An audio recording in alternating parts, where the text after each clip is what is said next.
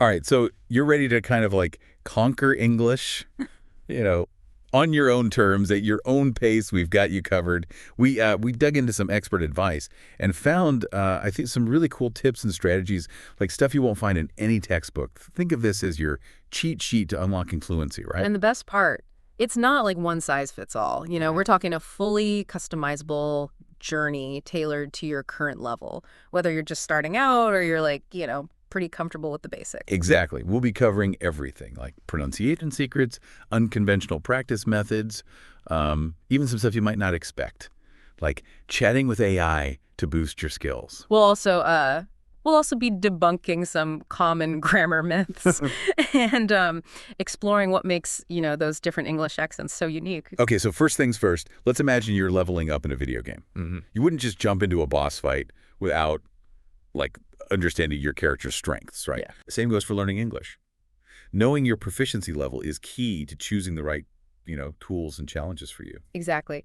There's this framework called the CEFR scale that kind of helps pinpoint where you are on your language learning journey. It categorizes your skills from A1 for beginners all the way up to C2, which is pretty much near native fluency. Don't worry, we won't bore you with the, technical details of the scale or anything. Yeah. The important thing is that the advice we're sharing can be, like, adapted to any level. Yeah. So you can create a learning path that matches, what you want to do. Yeah. It's all about personalized learning. So let's start with the foundation. Even if you're like tempted to jump right into, watching movies or listening to podcasts, having a grasp of basic grammar is like super important. Yeah, for sure. I mean, think of grammar as the blueprint of the language. It's the framework that helps you, like, put all the pieces together. Absolutely. And there are two fantastic free courses we highly recommend for building this foundation. One focuses on American English and the other on British English. Oh, cool. So you could pick your flavor of English from the start. That's Yeah. awesome. And if you're already at a higher level, say like D2 or above, you can probably skip these courses and focus on, specific schools you want to improve. But for beginners, these courses are like pure gold. For sure. Okay, so let's move on to pronunciation. It's not just about saying the words right. It's about sounding like natural and confident. And believe it or not, your accent plays a huge role in that, That's true. right? I mean, is it car or is it ka? Yeah. Turns out the answer depends on which English accent you're, like, going for. Exactly. English has so many fascinating dialects, each with its own, distinct pronunciation. So the first step is to choose which dialect you want to focus on. Great point. We have some recommendations to get you started. If you're leaning towards American English, there's this amazing YouTube channel called Rachel's English. She breaks down pronunciation in a super clear way, makes even the toughest sounds feel manageable. Yeah.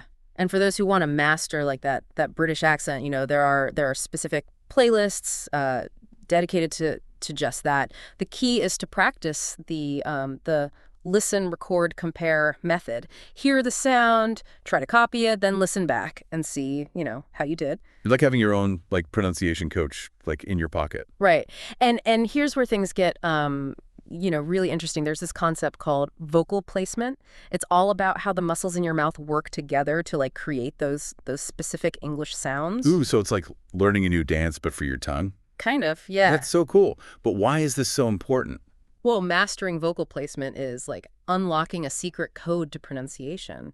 Think about it. We make different sounds by changing, the shape of our mouth, the position of our tongue, even how much air we're pushing out. You get those mechanics right, and you'll start to sound so much more, natural and fluent. Yeah, that makes a lot of sense. Okay, so how do we actually practice this vocal placement thing? One great way is to listen to news broadcasts in your, chosen dialect. Pay attention to how the speakers articulate, the subtle ways they form their words. Then, try to mimic those sounds. Ooh, it's like an accent workout. Yeah. I like it. Ah. And if you want a high-tech helper on this pronunciation journey, there's an amazing AI-powered app called Elsa Speak. Yeah, Elsa Speak is it's like having like a virtual pronunciation coach, right? Yeah. It analyzes your speech and gives you personalized feedback, pinpointing your strengths and weaknesses. Plus, it has this cool conversational practice feature where you could actually have, like, voice chats with the AI. Talk about a fun way to build confidence. Now let's tackle another challenge: building vocabulary. We all know that feeling of hitting a wall, when you come across a word you just don't understand. There. It can be so frustrating. So what's the secret to cracking the code of vocabulary? Well, there's a secret weapon for that. Anki. Think of it as flashcards on steroids. Hmm. Anki uses this powerful technique called spaced repetition. Okay, space repetition. That sounds pretty intense. What's the deal with that? It's all about timing. Spaced repetition means reviewing information at specific intervals to really lock it into your long-term memory. And Anki does this automatically, so you encounter words right when you're about to forget them. This is like a personal vocabulary trainer that knows exactly when to quiz you. Exactly. Wow, that's pretty awesome. And are there specific Anki decks recommended for different levels? Yes, there are. For beginners, there's a deck with native audio, so you can practice pronunciation as you learn new words. Cool. And for those at a B1 level or higher, there's a deck with more, advanced conversational vocabulary. Perfect. But here's a question. Should we just rely on these like pre-made decks or? Well, here's a pro tip. Don't just rely on pre-made decks. As you encounter new words in podcasts, shows, even just, conversations, create your own flashcards. Oh, that's a great idea. It makes the learning process so much more relevant and engaging. For sure. Speaking of engaging, let's talk about grammar. Now, I know for some people, grammar can feel like a scary monster, hiding under the I bed. know what you mean. But the good news is you don't have to spend hours drilling rules to become fluent, right? That's right. In fact, you'll be surprised how much grammar you naturally absorb just by, immersing yourself in the language through consistent listening and reading. So it's like learning by osmosis. Exactly. But if you do want to delve a little deeper, there are resources for that too. For beginners, those courses we mentioned earlier provide very clear explanations. Oh, perfect. And what about for intermediate learners? For intermediate learners, there's a fantastic free course from Shaw English Online, and the videos even have subtitles in over 10 languages. Wow. That's amazing for accessibility. It is, and for advanced learners who really want to dive deep into grammar, there's a comprehensive Khan Academy course. It's an English only, so it's a good challenge for those who are up for it. Cool. And if you're someone who learns best, visually, there's this really cool book called The Infographic Guide to Grammar. I've heard of that. Yeah, learning grammar with pictures. Yes, please. It's a fun and engaging way to grasp those sometimes, confusing concepts. For sure. Now let's shift gears to another crucial skill, listening. Being able to understand spoken English is essential for, well, pretty much everything. Oh, absolutely. Right. So what's the secret weapon for honing our listening skills? Well, podcasts are a game changer when it comes to, improving your listening comprehension. Think about it. You get exposed to a variety of accents, speaking styles, vocabulary, all while being entertained. It's like a sneaky way to learn while enjoying our favorite shows. Exactly. I love that. Yeah. So do you have any specific recommendations for podcasts? Absolutely. There are some amazing podcasts out there for every level. For those at the A1, B1 level, I recommend either Voice of America Learning English, that's for American English, or British Council Learn English podcasts for, British English. Okay. These are specifically designed for language learners, so the pace is, slower and the vocabulary is more accessible. It's like having training wheels for your ears. Exactly. Once you hit the B1 level, you can level up to the American English podcast. Okay. It's still geared towards learners, but it covers more diverse topics. Yeah. Cool. And what about for B2 listeners? For B2 listeners, we have a fascinating option, The Past and the Curious. It's a history podcast, but it's actually engaging for adults too. Ooh, that sounds pretty interesting. Yeah. Who knew learning English could be so fun, right? Right.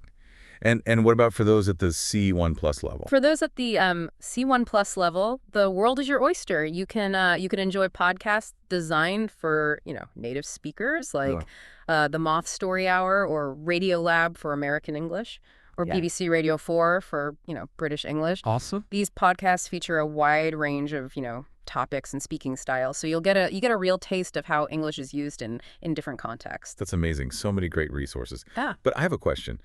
Should we just passively listen to these podcasts? Yeah. Or is there a more active approach? That's a great question. Passive listening is good, but active listening is even better. When you come across a word or phrase you don't understand, don't just let it slide. Use Google Translate to look it up. And even better, add that word to your Anki deck for future review. It's like turning those passive listening moments into active learning opportunities. Exactly. Now, speaking of entertainment, let's talk about movies and TV shows. Can binge watching actually be productive for language learning? That's the dream, right? Yeah. Learn English while enjoying our favorite shows. It absolutely can be. Once you reach a B2 level, movies and TV become fantastic learning tools. Yeah. The key is to use English subtitles, not, subtitles in your native language. Oh, so we're tricking our brains into working harder to understand the dialogue.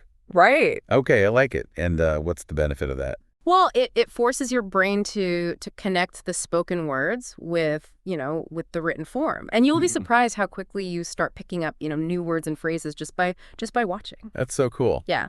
Now let's talk about the elephant in the room, right? Speaking practice. This is where things can feel a bit intimidating for some learners. I understand. But remember that the key to fluency is practice, practice, practice. And the good news is there are some really fun and unconventional ways to get that practice in. Okay, spill the tea. I'm all ears. Okay, first up, ChatGPT. Remember that AI tool we talked about earlier? Mm-hmm. Well, you can actually have full-blown voice chats with it. Wait, seriously, have a real conversation with an AI. Yes, you can chat about anything you like, practice specific phrases, or even ask it to correct your mistakes. It's like having a personal language tutor available 24/7. Wow, that's incredible, and I bet it's a great way to build confidence. Knowing you can practice without feeling judged or anything. Absolutely. Another technique I recommend is self-talk. Self-talk, as in talking to ourselves. It might sound strange, but trust me, it works. Simply narrate your daily activities out loud, even if it's just I'm making coffee now. It helps you get used to forming sentences and thinking in English. I can see how that would be helpful. It's like giving your inner monologue an English makeover. Exactly. Then there's the classic method of finding online conversation partners. There are tons of language exchange platforms and apps where you can connect with, people from all over the world who are learning English. Yeah, that's great. It's a win-win. You practice your speaking skills and you get to connect with people from different cultures. Absolutely. And of course, the most important practice of all is immersion. Seize any opportunity to talk to real people in English, whether it's, with a friend, a colleague, or even, a stranger at the coffee shop. Don't be afraid to put yourself out there. I love that. It's all about embracing those real world interactions. Yeah. But what about those moments when we make mistakes? That can feel pretty discouraging. Well, making mistakes is part of the learning process. Don't let the fear of imperfection hold you back. In fact, mistakes are valuable, because they help us identify areas where we need to improve. That's a fantastic message for anyone learning a new language. Embrace the journey, stumbles and all. Now, let's not forget about reading and writing, skills that are essential for, both academic and professional success. Totally. So where do we begin with those? For beginners and intermediate learners, there's a fantastic website called freekidsbooks.org. Free Kids Books. Yeah. Don't let the name fool you.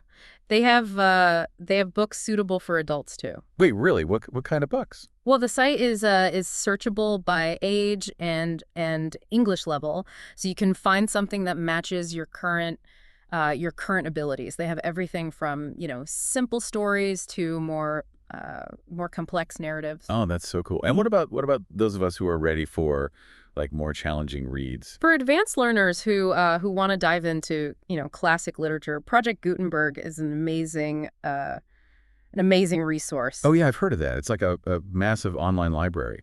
It is. It offers thousands of free ebooks, including works by literary giants like Shakespeare and Mark Twain. Talk about expanding your vocabulary and cultural horizons. Right. And when it comes to writing, ChatGPT can be a valuable tool. Yeah, GPT again. I'm sensing a theme here. It's such a versatile tool. You can use ChatGPT to to get feedback on your writing, practice with different prompts, and even see those grammar skills improve over time. It's like having a personal writing coach who's always available. Exactly. Awesome.